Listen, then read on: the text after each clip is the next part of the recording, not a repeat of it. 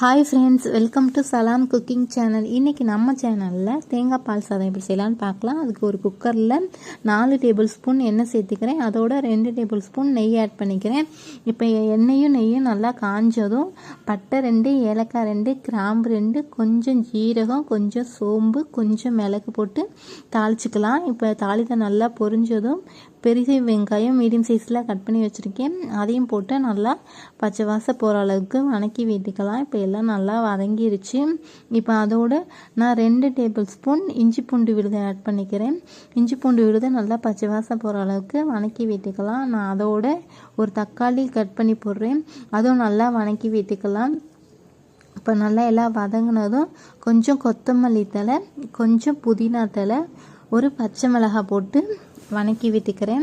இப்போ எல்லாம் நல்லா வதங்கினதும் தேவையான அளவு உப்பு சேர்த்துக்கிறேன். இப்போ எல்லாம் நல்லா ஒன்றா மிக்ஸ் பண்ணி விட்டுக்கலாம். இப்போ நான் அதோட 1 டம்ளர் ரைஸ் போட்டிருக்கேன், அதுக்கு 2 டம்ளர் தேங்காய் பால் ஊற்றுறேன். இந்த ரைஸ் ரொம்ப டேஸ்ட்டாக இருக்கும், ஒரு தடவை ட்ரை பண்ணி பாருங்கள். இப்போ சாப்பாடு மூடி வச்சிடலாம். 3 விசில் வந்ததும் திறந்து பார்க்கலாம். ரைஸ் ரெடி ஆயிடுச்சு. இது செம்ம டேஸ்ட்டாக இருக்கும், ஒரு தடவை ட்ரை பண்ணி பாருங்கள். வீடியோ பிடிச்சிருந்தா லைக் பண்ணி, ஷேர் பண்ணி, சப்ஸ்கிரைப் பண்ணுங்கள். தேங்க்யூ ஃபார் வாட்சிங்.